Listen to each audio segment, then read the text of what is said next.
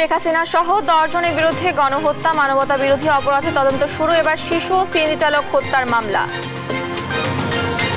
সংস্কার আন্দোলন ঘিরে গণহত্যা তদন্তে আগামী সপ্তাহে ঢাকা আসছে জাতিসংঘের প্রতিনিধি দল, দেবে ভবিষ্যতের পথ নির্দেশিকা।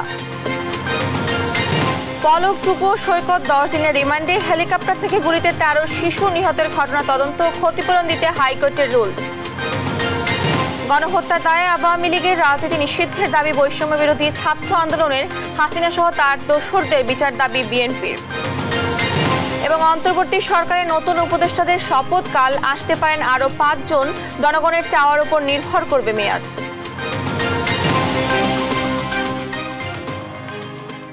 আমন্ত্রণ সংবাদ তাতে দেখছিলেন একেএস টিম টিবার সংবাদ শিরোনাম, সঙ্গে আছি আমি ডানা ইসলাম। এবার থাকছে বিস্তারিত। শুরু হয়েছে গণহত্যা ও মানবতা বিরোধী অপরাধের অভিযোগে সাবেক প্রধানমন্ত্রী শেখ হাসিনা সহ 10 জনের বিরুদ্ধে তদন্ত কাজ। নিয়োগ দেওয়া হয়েছে তদন্ত কর্মকর্তা। তাকে 7 দিনের মধ্যে তদন্তের অগ্রগতি প্রতিবেদন দাখিলের নির্দেশ দিয়েছেন আদালত। এদিকে জুলাই আগস্ট হত্যায় জড়িতদের কেন বিচারের মুখোমুখি করা হবে না জানতে চেয়ে রুল জারি করেছেন হাইকোর্ট। এদিনে কোটা আন্দোলনে নিহত ছাত্র মেহেদীর বাবার অভিযোগ গ্রহণ করেছেন ট্রাইব্যুনালের তদন্ত সংস্থা। বিস্তারিত সাবিনা মজুমদারের রিপোর্টে।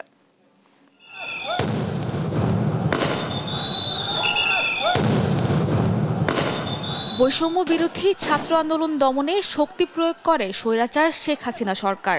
আন্দোলনকারী ছাত্র জনতার উপর নির্বিচারে গুলি চালায় আইন শৃঙ্খলা বাহিনী। হামলায় অংশ নেয় আওয়ামী লীগ নেতাকর্মীরাও। এতে প্রাণ হারায় শিশুসহ অসংখ্য ছাত্র জনতা। আন্দোলন চলাকালে 15 জুলাই থেকে 5 আগস্ট পর্যন্ত গণহত্যা, নির্যাতন সহ মানবতা বিরোধী অপরাধের অভিযোগে সাবেক প্রধানমন্ত্রী শেখ হাসিনা সহ 10 জনের বিরুদ্ধে বুধবার আন্তর্জাতিক অপরাধ ট্রাইব্যুনালের তদন্ত সংস্থার অভিযোগ করা হয়। অভিযোগ আমলে নিয়ে তদন্তে নামছে আন্তর্জাতিক অপরাধ ট্রাইব্যুনালের তদন্ত সংস্থা। উপপরিচালক আতাউর রহমান তদন্তে নেতৃত্ব দেবেন বলে জানান আবেদনকারীর আইনজীবী কাজী MS তামিম। এই মামলাটি রেকর্ডের পরে তদন্ত সংস্থা একজন তদন্তকারী কর্মকর্তা নিয়োগ করেছেন। যেহেতু এই ঘটনাটা সারা দেশব্যাপী এবং একটা বড় ধরনের ম্যাসাকার এবং সারা দেশেই ওনাদের তদন্ত করতে হবে, এই জন্য কিছুটা সময় লাগবে। তবে ওনারা বলেছেন যে ওনারা টাইম টু টাইম এটার আপডেট জানাবেন জাতিকে, যে কতটুকু তদন্ত হয়েছে এবং তদন্ত কোন পর্যায়ে আছে।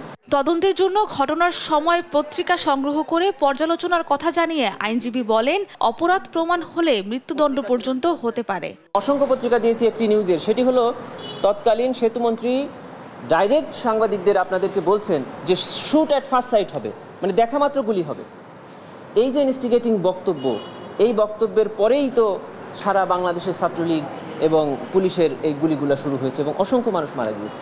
এই অপরাধের শাস্তি মৃত্যুদণ্ড এবং ইতিমধ্যে ট্রাইব্যুনালে যে 56টি রায় হয়েছে তার বেশিরভাগই মৃত্যুদণ্ড হয়েছে। কয়েকজনকে মৃত্যুদণ্ড দেওয়া হয় নাই, সেটি অবজারভেশনও দিয়েছেন কেন মৃত্যুদণ্ড দেওয়া হলো না। তদন্ত কাজ শেষ হলে প্রতিবেদন দাখিল করবে তদন্ত সংস্থা। 7 দিনের মধ্যে দেয়া হবে অগ্রগতি প্রতিবেদন।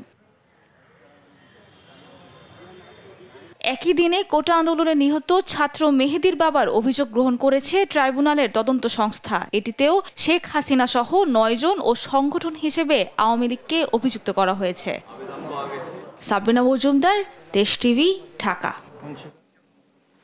স্বৈরাচার শেখ হাসিনা, তার সরকারের মন্ত্রী, এমপি এবং আইন শৃঙ্খলা বাহিনীর সাবেক কর্মকর্তাদের বিরুদ্ধে আরও 2টি হত্যা মামলা হয়েছে। মোহাম্মদপুরে হেলিকপ্টার থেকে ছোড়া গুলিতে নিহত শিশু ইমনের মামা এবং শেরেবাংলা নগর থানার সামনে নিহত সিএনজি চালক শাহাবুদ্দিনের পিতা এই 2টি মামলা করেন। এদিকে বঙ্গবন্ধু শেখ মুজিব মেডিকেল বিশ্ববিদ্যালয়ে ভাঙচুর, অগ্নিসংযোগের অভিযোগে শেখ হাসিনা ও শেখ ফজলুর তাপসের বিরুদ্ধে শাহবাগ থানায় মামলা করেছেন এক অভিভাবক। এ নিয়ে আরও জানাচ্ছেন মাহমুদ হাসান। কোটা আন্দোলন দমনে ছাত্র জনতা হত্যা ও গুম খুনের অভিযোগে মামলা করছেন ভুক্তভোগীরা। আন্দোলন চলাকালে মোহাম্মদপুরে হেলিকপ্টার থেকে গুলিতে নিহত হয় শিশু জোবায়েদ হোসেন ইমন। এ ঘটনায় সাবেক প্রধানমন্ত্রী শেখ হাসিনা, সাবেক মন্ত্রী ওবায়দুল কাদের, আসাদুজ্জামান খান কামাল, আনিসুল হক, তাজুল ইসলাম, জাহাঙ্গীর কবির নানক, হাসান মাহমুদ, মোহাম্মদ এ আরাফাত, সালমান এফ রহমান, সাবেক এমপি মোস্তফা জালাল মহিউদ্দিন, সাবেক আইজিপি চৌধুরী আবদুল্লাহ আল মামুন, সাবেক ডিবি প্রধান হারুন আর রশিদ সহ 16 জনকে আসামি করে মামলার আবেদন করা হয়েছে। ঢাকার সিএমএম আদালতে এ আবেদন করেন শিশু ইমনের বাবা আব্দুল্লাহ আবু সাইদ। আন্দোলনে এর মধ্যে উপরের থেকে ডান পাশে গুলি করছে, এখান দিয়ে বাইরেছে, পরে এটার লাশ নিয়ে পরে ওরে হেলিকপ্টার থেকে করছে, হেলিকপ্টার ওরে নিয়ে পরে ইবনে সিনা গেল, ইবনে সিনা যাওয়ার পরে ওরে নিয়ে মৃত্যু রায় দিয়ে দিল যে মারা গেছে। ওখান থেকে অপারগতা প্রকাশ করে থানা সেটআপ ঠিক নাই বলে তাদেরকে ঘুরানো হয়েছে। তার বাধ্য হয়ে তারা আজকে আমাদের মাধ্যমে এসে মহানগর আমার সিএমএম আদালতে ৯ নম্বর কোর্টে রাজেশ স্যারের কোর্টে আমরা সিএর মামলা একটা ফাইল করি। শেরেবাংলা নগর থানার সামনে বৈষম্য বিরোধী ছাত্র আন্দোলনে সিএনজি চালক শাহাবুদ্দিন নিহতের ঘটনায় শেখ হাসিনা, আসাদুজ্জামান খান কামাল, ওবায়দুল কাদের, আনিসুল হক, সালমান এফ রহমান, হাসান মাহমুদ, আলী আরাফাত সহ ১১ জনের বিরুদ্ধে সিএমএম কোর্টে মামলা হয়েছে। এ মামলাটি করেন নিহত শাহাবুদ্দিনের বাবা আবুল কালাম। পুলিশ ২০টার মতন গুলি ছাড়ছে, ওই গুলি এখানে পড়ে লগে ডেট বুঝলি লইয়া গেছি, মাটি মুড়ি দিয়ে আসিয়েছি, দুটা বাচ্চা তুলছে, একটা বাচ্চার মাও আছে এখানে। আমি এটা বিচার চাই, আপনার দেশবাসীর কাছে বিচার চাই। থানার পুলিশ যখন ফায়ার করতে করতে বাইরে যায়, ৭ জন লোক মারা যায়, তার মধ্যে তার ধারাবাহিকতায় একজন হচ্ছে শাহাবুদ্দিন, তার বাবা হলে আবুল কালাম। আজকে আমরা ৩২ নম্বরে মামলা করেছি। মামলার ২০০ ধারা জবানবন্দি নিয়েছে। ফাসিস্ট শেখ হাসিনা সহ সালমান এফ রহমান, আইনমন্ত্রী আনিসুল হক সহ ১১ জনের বিরুদ্ধে আমরা মামলা করেছি। এদিকে ঘুষ গ্রহণ ও অর্থ পাচারের অভিযোগে সাবেক স্বরাষ্ট্রমন্ত্রী আসাদুজ্জামান খান কামাল সহ তার সহযোগীদের বিরুদ্ধে অনুসন্ধানের সিদ্ধান্ত নিয়েছে দুর্নীতি দমন কমিশন। মাহমুদ হাসান, দেশ টিভি, ঢাকা। জুলাই আগস্টে কোটা সংস্কার আন্দোলন পরবর্তীতে সরকার পতন আন্দোলনে যে সহিংসতা ও হত্যার ঘটনা ঘটেছে তা নিরপেক্ষ স্বাধীন তদন্তে আগামী সপ্তাহে ঢাকা আসছে জাতিসংঘের তথ্য অনুসন্ধানী দল। অন্তর্বর্তী সরকারের পররাষ্ট্র উপদেষ্টা তৌহিদ হোসেনের সঙ্গে বৈঠক শেষে সাংবাদিকদের এসব তথ্য জানান বাংলাদেশে জাতিসংঘের আবাসিক সমন্বয়কারী গোয়েন লুইস। দুপুরে প্রধান উপদেষ্টার প্রেস উইং এর পক্ষ থেকে তথ্য বিবৃতিতে এসব তথ্য জানানো হয়। তদন্তে যে দল আসছে তার নেতৃত্বে থাকছে জাতিসংঘ বলেও জানানো হয় বিবৃতিতে। সংস্থার মানবাধিকার প্রধান ভলকার তুর্ক বুধবার রাতে প্রধান উপদেষ্টা অধ্যাপক মোহাম্মদ ইউনুসের সঙ্গে ফোনালাপের সময় এই পদক্ষেপের কথা জানান। স্বাধীনতার পর এই প্রথম জাতিসংঘ বাংলাদেশের ফ্যাক্ট ফাইন্ডিং মিশন পাঠাচ্ছে। সপ্তাহের শুরুতে তথ্য অনুসন্ধান দলটি ঢাকা পৌঁছানোর কথা রয়েছে। বাংলাদেশের অন্তর্বর্তী সরকারের প্রধান উপদেষ্টা নোবেলজয়ী ডক্টর মোহাম্মদ ইউনুসকে অভিনন্দন জানিয়েছেন শ্রীলঙ্কার রাষ্ট্রপতি রনিল বিক্রমাসিংহে। এদিকে প্রধান উপদেষ্টা হিসেবে দায়িত্ব নিয়ে ডক্টর ইউনুসকে স্বাগত জানিয়েছেন ব্রিটিশ প্রধানমন্ত্রী। বৃহস্পতিবার প্রধান উপদেষ্টার প্রেস উইং জানায়, বুধবার গভীর রাতে ডক্টর ইউনুসের সঙ্গে ফোনে কথা বলেন শ্রীলঙ্কার রাষ্ট্রপতি রনিল বিক্রমাসিংহে। এই সময় তাকে অভিনন্দন জানান শ্রীলঙ্কার রাষ্ট্রপতি। অন্যদিকে আরেক বার্তায় যুক্তরাজ্যের প্রধানমন্ত্রী কিয়ের স্টারমার অন্তর্বর্তী সরকারের প্রধান উপদেষ্টা হওয়ায় ডক্টর মোহাম্মদ ইউনুসকে উষ্ণ অভিনন্দন জানান। সাবেক ডাক, টেলিযোগাযোগ ও তথ্য প্রযুক্তি প্রতিমন্ত্রী জুনায়েদ আহমেদ পলক, সাবেক ডেপুটি স্পিকার শামসুল হক টুকু এবং ছাত্রলীগের ঢাকা বিশ্ববিদ্যালয় শাখার সাধারণ সম্পাদক তানভীর হাসান শওকতের 10 দিনের রিমান্ড মঞ্জুর করেছেন আদালত। আদেশে সন্তুষ্ট প্রকাশ করেন বাদীপক্ষের আইনজীবী। বিস্তারিত সাদাত নিশাদের রিপোর্টে। গেল 19 জুলাই পুলিশের গুলিতে রিকশা চালক কামাল উদ্দিনের মৃত্যুর ঘটনায় তার স্ত্রী পল্টন থানায় মামলা করেন। হত্যার ইন্ধনদাতা হিসেবে বুধবার খিলক্ষেত নিকুঞ্জ থেকে গ্রেফতার করা হয় সাবেক ডেপুটি স্পিকার শামসুল হক টুকু, সাবেক ডাক, টেলিযোগাযোগ ও তথ্য প্রযুক্তি প্রতিমন্ত্রী জুনায়েদ আহমেদ পলক এবং ছাত্রলীগের ঢাকা বিশ্ববিদ্যালয় শাখার সাধারণ সম্পাদক তানভীর হাসান সৈকতকে গ্রেফতার করা হয়। পরে বৃহস্পতিবার শুনানির জন্য বিকেলে ডিবি কার্যালয় থেকে নিয়ে আসা হয় ঢাকা মেট্রোপলিটন ম্যাজিস্ট্রেট আদালতে, রাখা হয় আদালতের গারদে। এদিকে শুনানিকে কেন্দ্র করে কঠোর অবস্থানে ছিল আইনশৃঙ্খলা বাহিনী। আদালতে তোলার পর তাদের বিরুদ্ধে 10 দিনের রিমান্ড আবেদন করে পুলিশ। বাদী বিবাদীর যুক্তিতর্ক শেষে ঢাকা মেট্রোপলিটন ম্যাজিস্ট্রেট রশিদুল আলমের আদালতে 10 দিনের রিমান্ড মঞ্জুর করেন। এদিকে রিমান্ডে সন্তুষ্টি প্রকাশ করেন বাদীপক্ষের আইনজীবী। মামলা তদন্তে তাদের বিরুদ্ধে অভিযোগের সত্যতা পাওয়া যায় এবং এই মামলার আরো বলা হয় যে সরকারের উচ্চ পদস্থ যারা ছিল তারা কারা কারা এই ঘটনার সঙ্গে জড়িত এবং এই নির্দেশের সঙ্গে জড়িত, সেই জন্য এই আসামিদেরকে রিমান্ডে নেওয়া প্রয়োজন। ছাত্র জনতার গণ অভ্যুত্থানের সময় ইন্টারনেট সেবা বন্ধ করে নির্বিচারে চালানো গণহত্যায় সাবেক তথ্য প্রযুক্তি প্রতিমন্ত্রী পলকের সরাসরি সম্পৃক্ততার কথা আদালতকে জানানো হয়েছে বলেও উল্লেখ করেন এই আইনজীবী। এই আইসিটি মন্ত্রী তার নেতৃত্বে এই নেটওয়ার্ক বন্ধ করে সারা দেশে মানুষের কমিউনিকেশন বন্ধ করে দিয়ে ফেসবুক সহ সকল সামাজিক যোগাযোগ বন্ধ করে দিয়ে নির্বিচারে ছাত্র জনতাদের উপরে গুলি করে হত্যা করা হয়। সেই হত্যার সঙ্গে এই আসামিগণ সরাসরি এবং প্রত্যক্ষ এবং পরোক্ষভাবে তারা জড়িত। এর আগে ঢাকার হযরত শাহজালাল আন্তর্জাতিক বিমানবন্দর দিয়ে দিল্লি যাওয়ার সময় তাদের ফিরিয়ে দেওয়া হয়। সাদাত নিশাদ, দেশ টিভি, ঢাকা।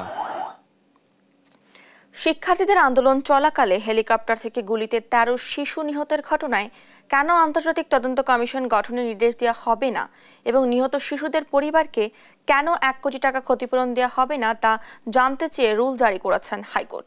বৃহস্পতিবার বিচারপতি শেখ হাসান আরিফ ও বিচারপতি মোহাম্মদ বজলুর রহমানের হাইকোর্ট বেঞ্চ এ রুল জারি করেন। রিটের পক্ষে শুনানি করেন অ্যাডভোকেট তৈমুর আলম খন্দকার। রাষ্ট্রপক্ষে ছিলেন অ্যাটর্নি জেনারেল মোহাম্মদ আসাদুজ্জামান।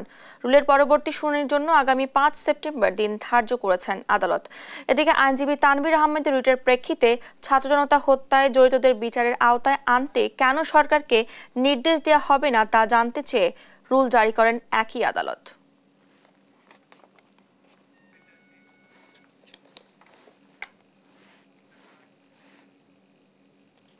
খুনি হাসিনা ও তার দোসরদের বিচার না হওয়া পর্যন্ত ৪ দফা দাবিতে মাঠে থাকবে বৈষম্য বিরোধী ছাত্র আন্দোলন। রাজধানীর শাহবাগে রেজিস্ট্যান্স উইকের ৩য় দিনে এসব কথা বলেন আন্দোলনের সমন্বয়করা। বিশৃঙ্খলা চেষ্টা প্রতিহতের ঘোষণা দিয়ে গণহত্যার দায়ে আওয়ামী লীগের রাজনীতি নিষিদ্ধের দাবি জানান তারা। বিস্তারিত মাজহার ইসলামের রিপোর্টে। বৈষম্য বিরোধী ছাত্র আন্দোলনের রেজিস্ট্যান্স উইকের ৩য় দিনে রাজধানীর শাহবাগে ছাত্র জনতার ঢল। গণহত্যার নির্দেশদাতা ও তার সহযোগীদের শাস্তির দাবিতে ছাত্র জনতার এক সুর। এ সময় বৈষম্য বিরোধী ছাত্র আন্দোলনের অন্যতম সমন্বয়ক সার্জিস আলম বলেন, গত ১৬ বছরে আওয়ামী লীগ ও তার দোসররা হাজার হাজার কোটি টাকা বিদেশে পাচার করেছে। অভিযোগ করেন, মেকানিজমের মাধ্যমে দেশের প্রত্যেকটি খাতকে ধ্বংস করেছে শেখ হাসিনা। এবার সময় এসেছে হাসিনাকে বিচারের মুখোমুখি করার। বাংলাদেশে যদি একটা পিলারও হতো, সেটার ক্রেডিট ওই একজন মানুষকে দেওয়া হতো, কারণ সবকিছু নাকি তার নির্দেশে হয়। তাহলে এই যে বিগত ১.৫ মাসে বাংলাদেশে যতগুলো হত্যা হয়েছে, বাংলাদেশে যতগুলো খুন হয়েছে, সেগুলোর হুকুম আসলে কোথা থেকে এসেছে আমরা জানি। এই প্রত্যেকটি হুকুম বাংলাদেশের যত বাহিনী ছিল, পুলিশ থেকে শুরু করে যাদেরকে এই হুকুমটি দেওয়া হয়েছে, সেগুলো ওই খুনি হাসিনার কাছে থেকে এসেছে। তাই জায়গা থেকে স্পষ্ট কথাটি হচ্ছে যে আমরা ওই খুনি হাসিনার বিচার চাই। আরেক সমন্বয়ক হাসনাত আব্দুল্লাহ বলেন, বিদেশে বসে মোদির মাধ্যমে নির্বাচন আয়োজনের কথা বলছেন শেখ হাসিনা, যা রাষ্ট্রদ্রোহিতার শামিল। এ সময় তিনি বলেন, আওয়ামী লীগ জনগণের বিপক্ষে গিয়ে রাজনীতি করার গ্রহণযোগ্যতা হারিয়েছে, ফলে তাদের বিষয়ে জনগণই সিদ্ধান্ত নিবে। বাংলাদেশের নির্বাচন নিয়ে যখন মানুষের কাছে সেখানে আবেদন না করে মোদির কাছে যেখানে আবেদন করে, সেখানে আমাদের সার্বভৌমত্বটি প্রশ্নবিদ্ধ হয়। সুতরাং আমরা স্পষ্ট করে দিতে চাই, এই যে ইউএসএতে বসে আপনি দেশের বিষয়ে সিদ্ধান্ত নেওয়ার আপনার কোনো ধরনের অধিকার নাই। আপনাদের নৌকা অনেক আগে ফুটা হয়ে গিয়েছে, আপনাদের বইটা দিয়ে নৌকার পাটাতন আপনাদের নাই। সুতরাং বইটা খুঁজে লাভ নাই, মোদির বইটা দিয়ে বাংলাদেশের নৌকা চালাবেন, এই আশা আপনারা আর করেন না। সমন্বয়করা বলেন, জুলাইয়ের গণহত্যা ভুলবে না এদেশের মানুষ। ইতিমধ্যে আন্তর্জাতিক ট্রাইব্যুনালে শুরু হয়েছে তাদের বিচার প্রক্রিয়া। মাজহারুল ইসলাম, দেশ টিভি, ঢাকা। আন্তর্জাতিক মানবতা বিরোধী আইনে শেখ হাসিনার সহ তার দোসরদের বিচারের দাবি জানিয়েছেন বিএনপির মহাসচিব মির্জা ফখরুল ইসলাম আলমগীর। জনগণের সরকারের হাতে ক্ষমতা হস্তান্তর পর্যন্ত অন্তর্বর্তী সরকারকে সহযোগিতার আহ্বান জানান তিনি। মির্জা ফখরুলের অভিযোগ, নির্যাতনের ধোঁয়া তুলে হিন্দু সম্প্রদায়কে ঢাল হিসেবে ব্যবহার করে ভারতের সহযোগিতায় দেশে ঢুকতে চাইছে স্বৈরাচারী হাসিনা। বিস্তারিত সাইফুল রিপনের প্রতিবেদনে। ছাত্র জনতার ওপর গুলি চালিয়ে গণহত্যার অপরাধে শেখ হাসিনা ও তার দোসরদের বিচারের দাবিতে সারা দেশের মতো রাজধানীর নয়াপল্টনে দলের কেন্দ্রীয় কার্যালয়ের সামনে অবস্থান কর্মসূচি পালন করে বিএনপি। অবস্থান কর্মসূচিতে অংশ নিয়ে নেতারা বলেন ৭২ থেকে ৭৫-এ আওয়ামী লীগের পতন থেকেও শিক্ষা নেয়নি শেখ হাসিনা। গণহত্যাকারী আর কেউ যাতে দেশ ছেড়ে পালাতে না পারে তার জন্য ব্যবস্থা নেয়ার দাবি জানান তারা। যে আইনাগর শেখ হাসিনা প্রতিষ্ঠা করেছিল সেই আইনাগরে তাকে রাখা উচিত। বন্ধুরা, আওয়ামী লীগ হল গণশত্রু। গণশত্রু মায়ের মুখ খালি করছে, মানুষের টাকা পয়সা ছিনতাই করছে। দলের নীতি নির্ধারকরা বলেন এখনো ষড়যন্ত্র হচ্ছে বাংলাদেশকে নস্যাৎ করার। দাবি করেন গণতন্ত্র প্রতিষ্ঠার আন্দোলন এখনো শেষ হয়নি। এখন পর্যন্ত তারা ষড়যন্ত্র করে চলছে বাংলাদেশকে নস্যাৎ করার জন্য, কিন্তু বাংলাদেশকে জানে না শেখ হাসিনা। এই দেশের গণতন্ত্র রক্ষার জন্য আমরা 17 বছর আন্দোলন করেছি। মনে রাখবেন, এর জন্য বোধহয় আমাদেরকে আরো কিছুদিন পরিশ্রম করতে হবে, কষ্ট করতে হবে। মহাসচিব মির্জা ফখরুল ইসলাম আলমগীর বলেন 15 বছরে বিএনপির অন্তত 800 নেতাকর্মীকে গ্রেপ্তার করে গুম করেছে আওয়ামী লীগ সরকার। কয়েক হাজার নেতাকর্মীকে হত্যা করা হয়েছে বলেও অভিযোগ করেন তিনি। এদের বিচার করতে হবে আন্তর্জাতিক মানবাধিকার বিরোধী আইনে, অর্থাৎ এরা ক্রাইম করেছে, অপরাধ করেছে আন্তর্জাতিক আইনের মধ্যে, মানুষের উপরে মানুষের হত্যা করেছে, নির্যাতন করেছে, গণহত্যা চালিয়েছে। যে সমস্ত চক্রান্তকারীরা এখনো সরকারের মধ্যে বসে আছে তাদেরকে অবিলম্বে সরকার থেকে বের করে দিতে হবে, সরকারের দায়িত্ব থেকে বের করে দিতে হবে। দেশের মানুষ শেখ হাসিনার চেহারা দেখতে চায় না দাবি করে মির্জা ফখরুল বলেন দেশে ঢুকতে হিন্দু সম্প্রদায়কে ঢাল বানাতে চাইছে শেখ হাসিনা। এখন নতুন একটা জোয়ার তুলেছে সেই ষড়যন্ত্রকারীরা, কি যে মাইনরিটির উপর অত্যাচার, তাদেরকে খেপিয়ে তাদেরকে দিয়ে আবার ঢাল বানিয়ে আরেকটা কৌশল আবিষ্কার করে কিভাবে এখানে অস্থিতিশীলতা তৈরি করা যাবে সেই চেষ্টা অনেক করছে। আবার যদি ওই ভারতের সাহায্যে ঢুকে পড়া যায় তাহলে হয়তো তারা রক্ষা পাবে। জনগণের সরকার প্রতিষ্ঠার আগ পর্যন্ত অন্তর্বর্তী সরকারকে সহযোগিতার আহ্বান জানান বিএনপি মহাসচিব। আমরা তাদেরকে সেই সহযোগিতা দেব যতক্ষণ পর্যন্ত তারা গণতন্ত্রের পক্ষে থাকবে এবং গণতান্ত্রিকভাবে ক্ষমতা হস্তান্তর করবে। সাইফুল রিপন, দেশ টিভি, ঢাকা। নবগঠিত অন্তর্বর্তী সরকারের পরিধি আরও বাড়ছে। শুক্রবার শপথ নিতে পারেন নতুন কয়েকজন উপদেষ্টা। বঙ্গভবনে একটি সূত্র গণমাধ্যমকে জানায় আরও 5 জন নতুন উপদেষ্টা কাল শপথ নেবেন। এজন্য প্রস্তুত রাখা হয়েছে নতুন গাড়ি। নতুন 4 উপদেষ্টার সম্ভাব্য নাম ওয়াহিউদ্দিন মাহমুদ, আলী ইমাম মজুমদার, লেফটেন্যান্ট জেনারেল অবসরপ্রাপ্ত জাহাঙ্গীর আলম ও ফাইজুল কবির খান। প্রধান উপদেষ্টা ডক্টর ইউনূসের হাতে রাখা হয়েছে প্রতিরক্ষা, শিক্ষা, সড়ক পরিবহন, খাদ্য, কৃষি, জনপ্রশাসন সহ 24টি মন্ত্রণালয়। বিশেষজ্ঞরা ধারণা করছেন এভাবেই পর্যায়ক্রমে বিভিন্ন উপদেষ্টাদের মাঝে ভাগ করে দেওয়া হবে মন্ত্রণালয়গুলো। দেখছেন সংবাদ রাত। ভারতীয় গণমাধ্যম সাম্প্রদায়িক উস্কানি দেওয়ার চেষ্টা করছে বলে অভিযোগ করেছেন ইসলামী আন্দোলন বাংলাদেশের সিনিয়র নায়েবে আমির মুফতি সৈয়দ মোহাম্মদ ফজলুল করিম। বিকেলে রাজধানীর পুরানা পল্টনে দলের প্রধান কার্যালয়ে জাতীয় হিন্দু মহাজোটের সাথে মতবিনিময় সভায় এই মন্তব্য করেন তিনি। জানান এখন হিন্দু, মুসলিম, খ্রিস্টান দেখার বিষয় নয়, সবাই মিলে একসাথে দেশকে এগিয়ে নিয়ে যাওয়া হবে। ইসলামী আন্দোলনের সব ধর্মের মানুষের পাশে থাকবে বলেও জানান তিনি। এ সময় হিন্দু মহাজোটের সভাপতি ইসলামী আন্দোলনের নায়েবে আমির বক্তব্যে সমর্থন জানিয়ে সংখ্যালঘু আইন ও নির্বাচন ব্যবস্থার সংস্কারের দাবি তোলেন।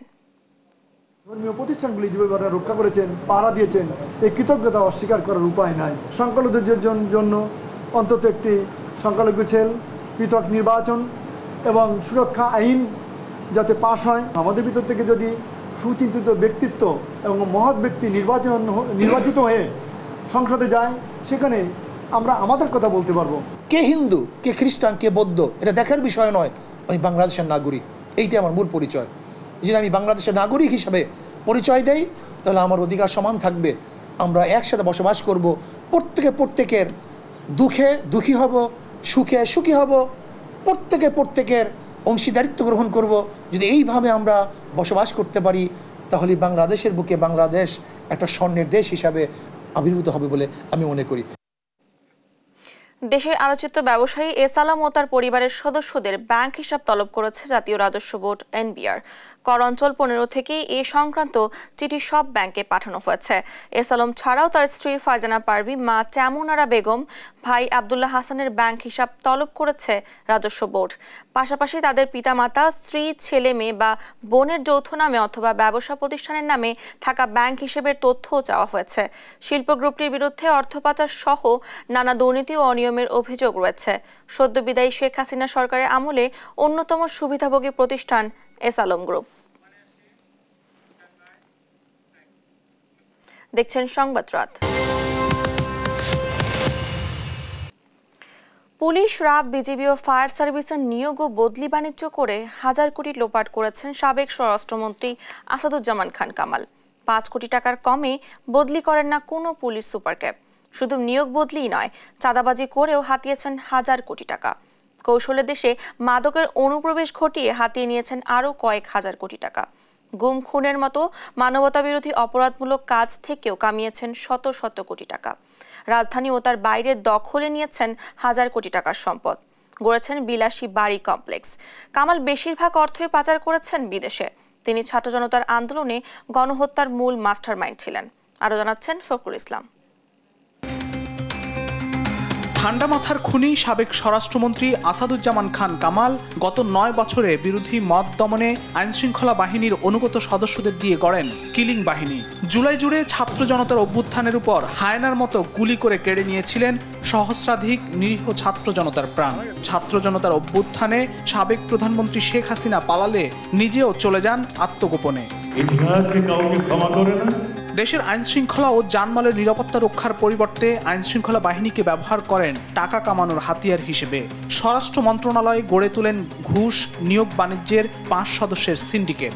Police, RAB, BGB, fire service, মাদকদ্রব্য নিয়ন্ত্রণ অধিদপ্তর ও পাসপোর্ট অধিদপ্তরে নিয়োগ বদলি বাণিজ্য করে নিতেন বস্তায় বস্তায় টাকা। ডক্টর হারুনুর রশিদ বিশ্বাসের নেতৃত্বে স্বরাষ্ট্র মন্ত্রণালয়ের এই 5 সদস্যের সিন্ডিকেট দিয়ে অবৈধ বাণিজ্য নিয়ন্ত্রণ করতেন আসাদুজ্জামান খান কামাল। জেলা পুলিশ সুপার নিয়োগে জেলা ভেদে নিতেন 2 কোটি থেকে 5 কোটি টাকা। গাজীপুর মেট্রোপলিটন পুলিশ কমিশনার হিসেবে মোল্লা নজরুলকে নিয়োগ দিতে কামাল নিয়েছেন 5 কোটি টাকা। বিভিন্ন এনজিও নো অবজেকশন সার্টিফিকেট নিতে আসাদুজ্জামান কামালকে দিতে হয়েছে 80 লাখ থেকে 1 কোটি টাকা। 2023 সালের 2 অক্টোবর ফায়ার সার্ভিসে 535 জনকে নিয়োগ দেওয়া হয় জনপ্রতি 8 থেকে 12 লাখ টাকা নিয়ে। মন্ত্রণালয়ের এমন নিয়োগ বদলি আর ঘুষ বাণিজ্য করে 9 বছরে কামাল হারুন সিন্ডিকেট হাতিয়েছেন হাজার কোটি টাকা। আসাদুজ্জামান কামাল পাসপোর্ট অফিসে নিয়োগ বদলি বাণিজ্য থেকেও হাতিয়েছেন শত শত কোটি টাকা। আসাদুজ্জামান কামাল নিজ সংসদীয় এলাকা কারওয়ান বাজার ও তেজগাঁ থেকে তার বাহিনী দিয়ে প্রতিদিন চাঁদা আদায় করতেন প্রায় 1.5 কোটি টাকা। চাঁদা আদায়ে পিছিয়ে নেই কামালের ছেলে শাফি মোদাসের জ্যোতিও। রাজধানীর ধানমন্ডি ও গুলশানে বেশিরভাগ রেস্টুরেন্টে চাঁদাবাজি করে মাস প্রতি নিতেন প্রায় 1 কোটি টাকা। শেখ হাসিনার দোসর আসাদুজ্জামান কামাল পিছিয়ে নেই দখল বাণিজ্য। রাজধানীর মণিপুরি পাড়ায় 6 নম্বর গেটের পাশে খেলার মাঠ দখল করে গড়েছেন বহুতল ভবন। একই এলাকায় সংখ্যালঘু সম্প্রদায়ের 2টি প্লট দখল করে নেন। হাতির ঝিলে মধুবাগ খেলার মাঠ দখল করে গড়েন আসাদুজ্জামান খান কামাল কমপ্লেক্স। আসাদুজ্জামান কামাল তার সময়ে দেশে গুম, খুন আর জঙ্গি নাটকের নামে বিরোধী রাজনৈতিক কর্মী ও সাধারণ মানুষ তুলে নিয়ে তার সিন্ডিকেটের মাধ্যমে হাতিয়ে নিতেন কোটি কোটি টাকা। আসাদুজ্জামান কামাল রাজধানীর বাইরেও গড়েন অটো, ব্রিকফিল্ড ও কারখানা। কামাল তার হাজার কোটি টাকা বিদেশে পাচার করেছেন বলে অভিযোগ রয়েছে। সম্প্রতি স্বৈরাচার শেখ হাসিনা ছাত্র জনতার অভ্যুত্থানে পালিয়ে গেলে আত্মগোপনে চলে যান কুখ্যাত দুর্নীতিবাজ এই সাবেক স্বরাষ্ট্রমন্ত্রীও। তার এমন ভয়াবহ দুর্নীতির বিষয় অনুসন্ধানে নামে দুর্নীতি দমন কমিশন। জনাব আসাদুজ্জামান খান এবং তার সাথে কয়েকজন কর্মকর্তার বিরুদ্ধে দুর্নীতির অভিযোগ সংক্রান্ত একটি অভিযোগ আমাদের দুর্নীতি দমন কমিশনে এসেছে এবং প্রাথমিক কিছু সত্যতা পাওয়া গেছে বলে 5 সদস্য বিশিষ্ট একটি কমিটি গঠন করা হয়েছে। স্বৈরাচার সরকারের সেকেন্ড ইন কমান্ড আসাদুজ্জামান কামালের বিরুদ্ধে তদন্ত করে দ্রুতই আইনের আওতায় আনা হবে বলে জানালো দুদক। ফখরুল ইসলাম, দেশ টিভি, ঢাকা।